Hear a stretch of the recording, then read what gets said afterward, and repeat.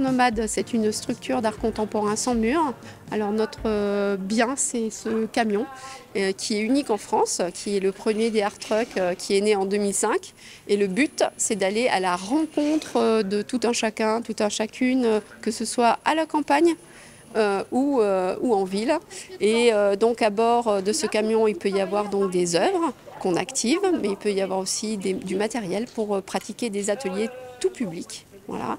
Il y a aussi, c'est un lieu où on fait des performances, où on fait des conférences. En fait, c'est un camion qui s'adapte un peu, un camion aussi caméléon, qui est là pour justement rentrer dans le paysage et dans le cœur des gens. J'ai toujours eu des bases et des lieux de vie différents, puisqu'en fait, c'était notre art de groupe qui nous conduisait à des endroits différents, des étapes différentes. Donc elle savait que je pratiquais ça, et elle m'a demandé d'organiser une exposition pour le camion.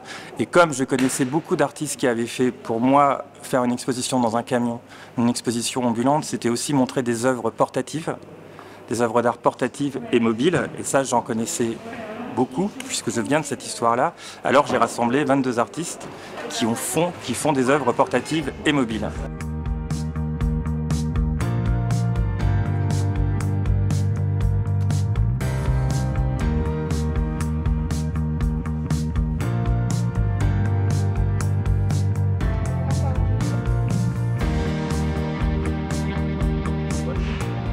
Je suis diplômé depuis 2021 et puis je me suis installé là sur le plateau de Mille Vaches et en fait j'ai découvert l'école ici un peu aussi parce que j'avais des amis qui travaillaient ici, ce qui m'a amené à faire un premier workshop l'an dernier et là à revenir pour faire celui-ci pour la rentrée. Quand on fait un workshop avec des étudiants qui découvrent visiblement le bois mais qui manipulent quand même certains outils, qu'est-ce qu'on leur apporte? Qu'est-ce que vous pensez pouvoir leur apporter aujourd'hui?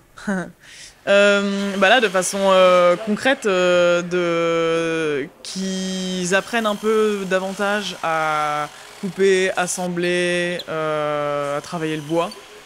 Mais aussi, j'espère, c'est aussi l'idée et l'envie, c'est qu'ils aient envie d'utiliser ce matériau plutôt parfois que d'autres. C'est aussi un point de vue écologique parce que le bois, on en trouve énormément en chute, on peut en récupérer. Au début, en école d'art, on peut aussi souvent utiliser des matières plastiques, du polystyrène pour faire des maquettes. Et en fait, c'est pas juste écologique, de façon pratique, c'est aussi juste dans l'imaginaire. Et je trouve que venir apporter l'imaginaire du bois, c'est ça dont j'avais envie là.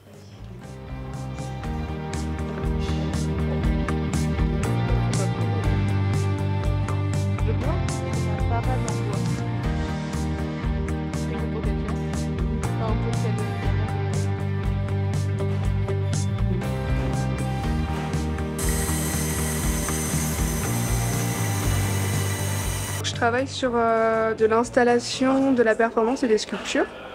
L'idée, c'est d'utiliser la performance comme lieu pour venir animer mes sculptures.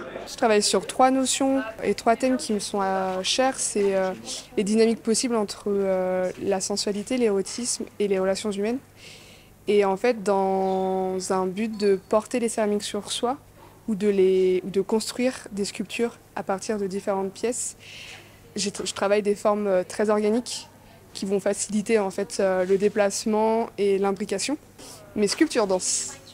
Par exemple, il y a une sculpture qui est suspendue et que je fais rentrer en mouvement et en rotation. Et avec son poids et sa forme, en fait, elle ne s'arrête pas. Voilà. Et en fait, je viens imbriquer aussi cette céramique dessus et elle continue à danser ensemble.